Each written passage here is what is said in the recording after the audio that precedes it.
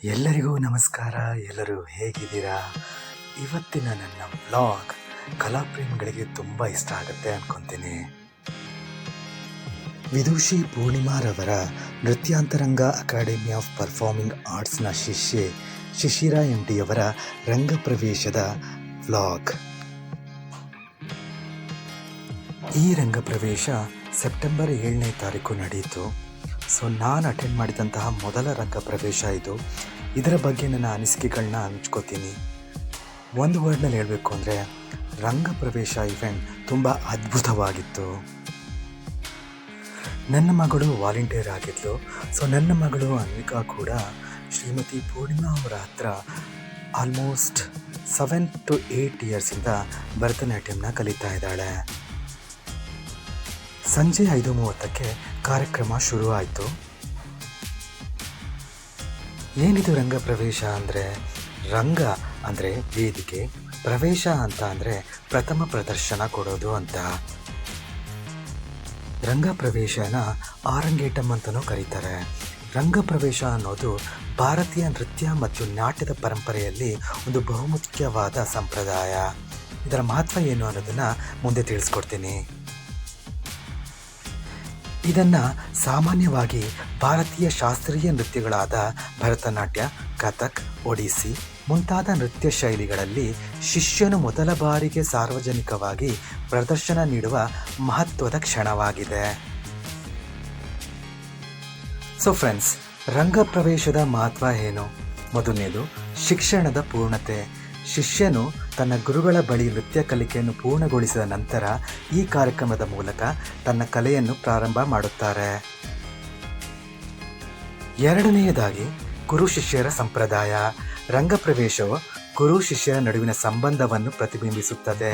ಇದು ಶಿಷ್ಯನಿಗೆ ಗುರುವಿನಿಂದ ಅನುಮತಿ ದೊರೆಯುವ ಕ್ಷಣವಾಗಿದೆ. ಮೂರನೇದಾಗಿ ಸಾರ್ವಜನಿಕ ಗುರುತಿನ ಕಾರ್ಯಕ್ರಮ.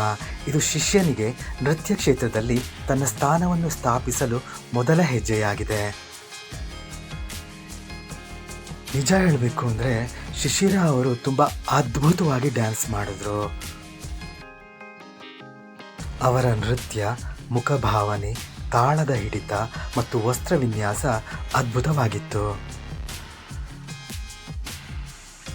ಮೊದಲ ನೃತ್ಯದ ನಂತರ ಶಿಶಿರಾರವರು ತಮ್ಮ ಗುರುಗಳಾದ ಪೂರ್ಣಿಮಾರವರಿಗೆ ಗೌರವ ಅರ್ಪಣೆ ಸಲ್ಲಿಸಿದರು.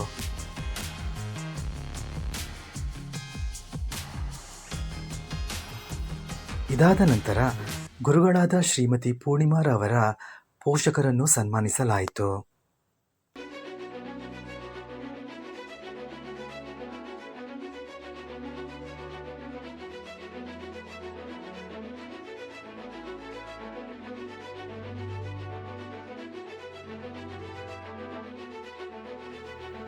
ಕಾರ್ಯಕ್ರಮಕ್ಕೆ ಇತರ ಗೌರವಾನ್ವಿತ ಅತಿಥಿಗಳು ಆಗಮಿಸಿದ್ದರು.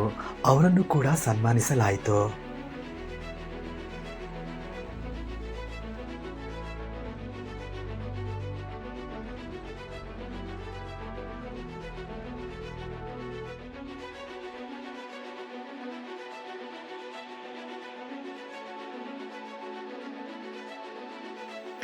ಮೊದಲ ಬಾರಿ ರಂಗಪ್ರವೇಶವನ್ನು ನೋಡ್ತಿದ್ದ ನನಗೆ ಒಂದು ಥರ ಖುಷಿ ಆಗ್ತಾ ಇತ್ತು.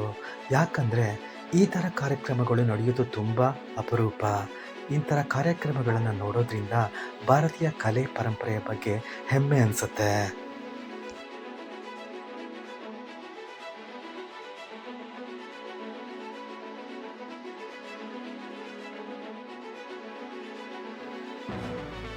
ಅತಿಥಿಗಳು ಸನ್ಮಾನ ಸ್ವೀಕರಿಸಿದ ನಂತರ ಶಿಶಿರಾ ಬಗ್ಗೆ ತಮ್ಮ ಅಭಿಪ್ರಾಯಗಳನ್ನು ಹಂಚಿಕೊಂಡರು.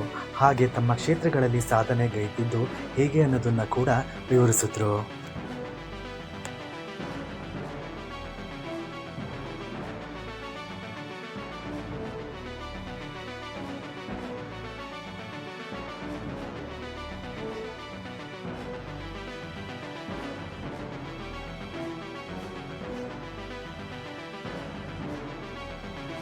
ಒಬ್ಬ ಕಲಾವಿದೆ ಮೊದಲ ಬಾರಿಗೆ ರಂಗಪ್ರವೇಶ ಮಾಡ್ತಿದ್ದಾರೆ ಅಂದರೆ ಹೇಗೆ ಅವರ ಗುರುಗಳು ಮತ್ತು ಪೋಷಕರು ಇಂಪಾರ್ಟೆಂಟು, ಹಾಗೆ ಅವರು ರಂಗಪ್ರವೇಶ ಮಾಡಬೇಕಾದ್ರೆ ವಾದ್ಯಗೋಷ್ಠಿಯವರು ಅಷ್ಟೇ ಮುಖ್ಯವಾಗಿರ್ತಾರೆ.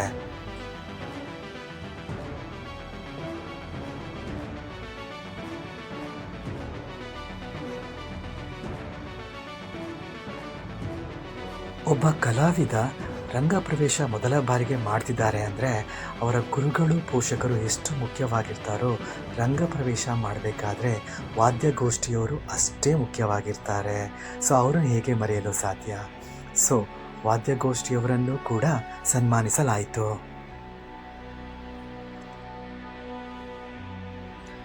ಸೊ ರಂಗಪ್ರವೇಶದ ಸಂದರ್ಭದಲ್ಲಿ ಏನೇನು ಕಾರ್ಯಕ್ರಮಗಳನ್ನ ಮಾಡ್ತಾರೆ? ಸೊ ಗಣೇಶ ವಂದನೆಯಿಂದ ಸ್ಟಾರ್ಟ್ ಆಗಿ ನಾಟ್ಯ ನೃತ್ಯ ಪ್ರಾರ್ಥನೆ ಸ್ಟಾರ್ಟ್ ಆಗುತ್ತೆ. ಅದಾದ ನಂತರ ಆಲಾರಿಪು, ಜತಿಸ್ವರಂ, ಶಬ್ದಂ, ವರ್ಣಂ, ಪದಂ, ತಿಲ್ಲಾನ ಮುಂತಾದ ನೃತ್ಯ ಭಾಗಗಳು ಇರ್ತವೆ. ಸೊ ಮಂಗಳಂ ಎಂಬ ಸಮಾಪನ ನೃತ್ಯದಿಂದ ರಂಗಪ್ರವೇಶ ಕಾರ್ಯಕ್ರಮ ಮುಕ್ತಾಯವಾಗುತ್ತೆ. ಸೊ ನೀವು ಕೇಳ್ಬೋದು, ಸೊ ರಂಗಪ್ರವೇಶ ಯಾರು ಬೇಕಾದರೂ ಮಾಡ್ಬೋದಾ ಅಂತ? ಖಂಡಿತ ಇಲ್ಲ.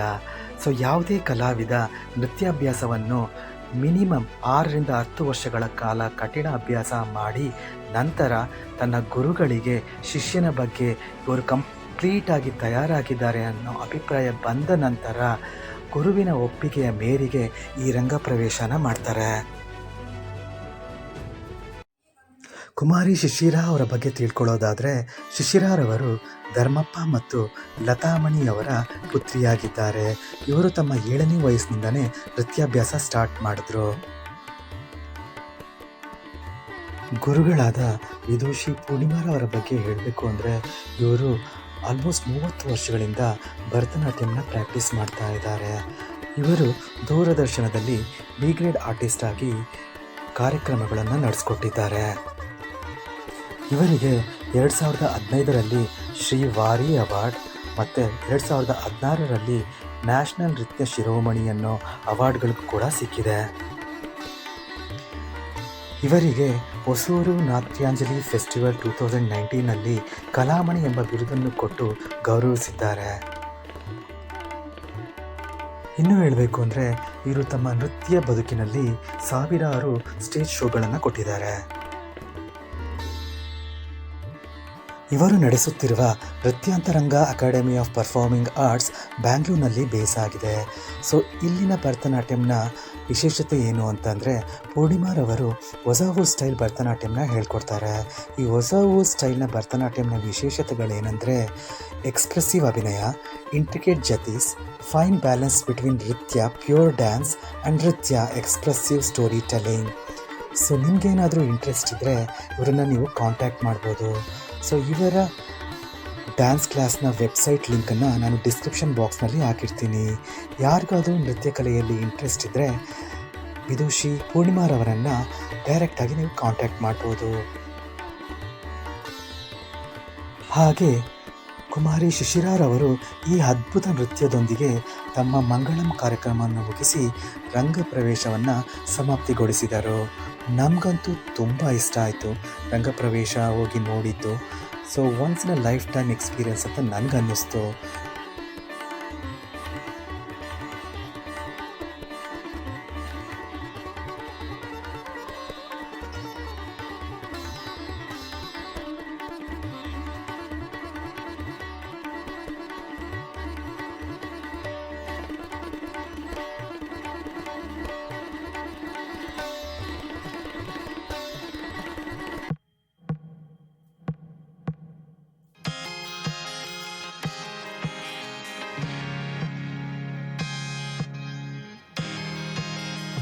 ನಂತರ ನೃತ್ಯಾಂತರಂಗ ಸಂಸ್ಥೆಯ ಕಿರಿಯ ವಿದ್ಯಾರ್ಥಿಗಳು ಶಿಶಿರಾರವರಿಗೆ ಉಡುಗೊರೆಯನ್ನು ನೀಡಿ ಸನ್ಮಾನಿಸಿದರು. ಈ ರಂಗಪ್ರವೇಶ ಕಾರ್ಯಕ್ರಮದ ಅದ್ಭುತ ನೃತ್ಯ ವಿಡಿಯೋಗಳನ್ನು ಸೆರೆ ಹಿಡಿದ DPK ಕ್ಲಿಕ್ಸ್ ಮೀಡಿಯಾ ಪಾರ್ಟ್ನರ್ ಅವರಿಗೆ ನನ್ನ ಧನ್ಯವಾದಗಳು. ಸೊ ಫ್ರೆಂಡ್ಸ್, ಇದಾಗಿತ್ತು ಇವತ್ತಿನ ವ್ಲಾಗ್ ರಂಗಪ್ರವೇಶ. ನಿಮ್ಗೆ ಹೆಂಗೆ ಅನ್ನಿಸ್ತು? ಇಷ್ಟ ಆದರೆ ನನ್ನ ಚಾನಲ್ನ ಸಬ್ಸ್ಕ್ರೈಬ್ ಮಾಡಿ, ಅದೇ ರೀತಿ ಸಪೋರ್ಟ್ ಮಾಡಿ, ನಿಮ್ಮ ಫ್ಯಾಮಿಲಿಗೂ ಶೇರ್ ಮಾಡಿ. ಧನ್ಯವಾದಗಳು. ಮುಂದಿನ ವ್ಲಾಗ್ನಲ್ಲಿ ಸಿಗೋಣ. ಬಾಯ್.